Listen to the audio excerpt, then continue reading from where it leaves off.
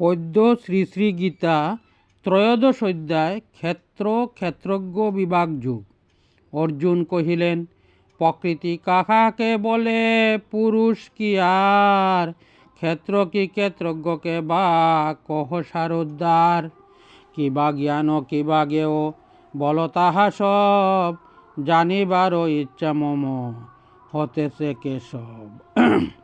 শ্রী ভগবান কহিলেন, এই দেখো ক্ষেত্র পার্থ ইহারে মনে, এ তত্ত্ব ক্ষেত্রজ্ঞ যে বা নিশ্চয় সে জানে। আমাকেই অহে পার্থ ক্ষেত্রজ্ঞ জানিবে, ক্ষেত্রজ্ঞ রূপে মোরেই জানিবে। ক্ষেত্র যাহা হয় আর যেরূপ প্রকার, ইন্দ্রিয় বিষয়ে সবই লবেছে বিকার। যে রূপেতে হইয়াছে উৎপত্তি তাহার, শুন পার্থ কহি আমি প্রভাব তাহার। ব্রহ্মসূত্র পদয়ার হেতুবাদিগণ নানা মতে করিতেছেন তার নিরূপণ।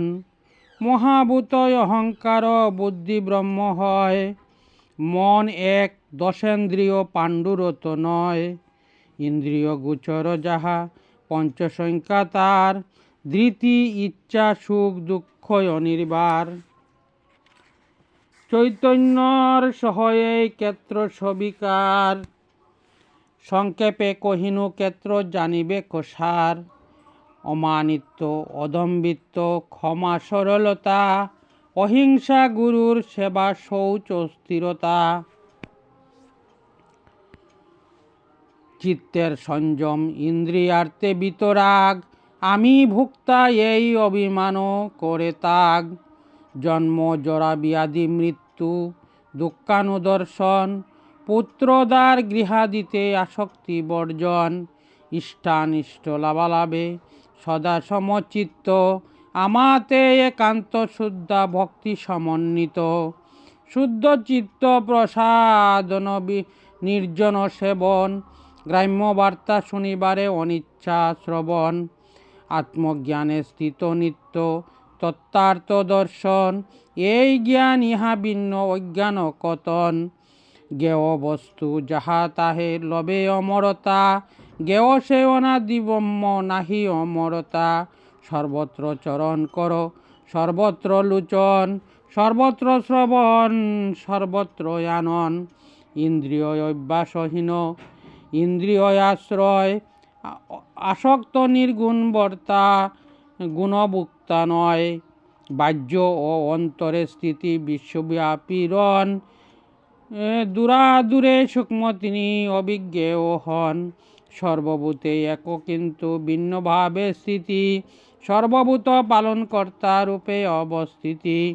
সর্বগ্রাসী প্রলয়েতে এতি নভুবনে, নিজে সৃষ্ট তিনি হন সৃষ্টির কারণে। মহাজ্যোতি সূর্যরূপে অজ্ঞানের পারে, জ্ঞান জ্ঞেয় জ্ঞান গম্য থাকে নয়ন্তরে। সাংখ্যতে কথিত জ্ঞান জ্ঞেয় ক্ষেত্র হয়, বুঝি তাহা ভক্ত মম সমভাবে রয়।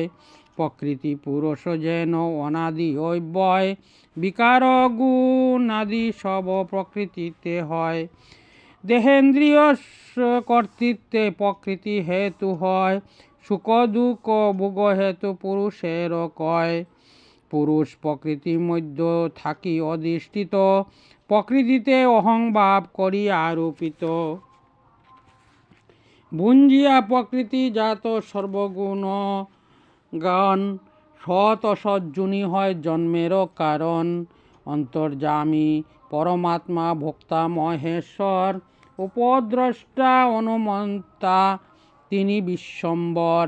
প্রকৃতি পুরুষ উভয় তিন গুণ হয়, জানিলে তাহার পুনর্জন্ম নাহি হয়। কেহ কেহ ধ্যান যুগে নিরকে আমায়, কেহ সাংখ্য যুগে কেহ কর্মযুগে পায়।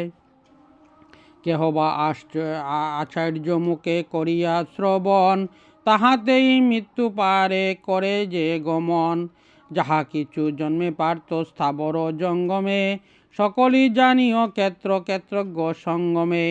সর্বভূতে সমভাবে যার অবস্থান, সর্বভূত নাশে যিনি নাশ নাহি পান, এরূপদে কেন যিনি পরম ঈশ্বর, তত্ত্বদর্শী যেন তারে পার্থ ধনুর্ধর, সর্বত সমবস্থিত অব্যয় ঈশ্বরে, সমভাবে যেই জন দর্শন করে, তার আত্মা অবিদ্যার বশীভূত নয়, পরাগতি মুক্তি তার ধ্রুবলভ্য হয়।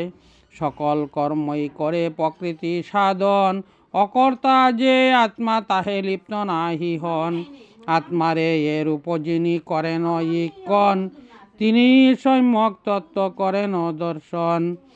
অনাদি নির্গুণ পরমাত্মা অব্যয়, দেহেতে কেউ পার্থ লিপ্ত নাহি হয়, সর্বগত সূক্ষ্ম ভূম নিলিপ্ত যেমন, সর্বতা অবস্থিত আত্মা দেহে লিপ্ত নন। এক সূর্য যথা সর্বলোক প্রকাশ হয়, আত্মাও সে রূপ করে দেহ বিকাশ হয়, ক্ষেত্র ও ক্ষেত্রজ্ঞ মধ্য ভিন্ন যাহা রয়, সেরূপ প্রকৃতি মুক্ত জানিও নিশ্চয়। জ্ঞান যুগ দ্বারা যোগী অবগত হন, অতঃপর করে তারা ব্রহ্মেতে গমন। ইতি ক্ষেত্র ক্ষেত্রজ্ঞ বিভাগ যোগ নামক ত্রয়োদশ অধ্যায় সমাপ্ত।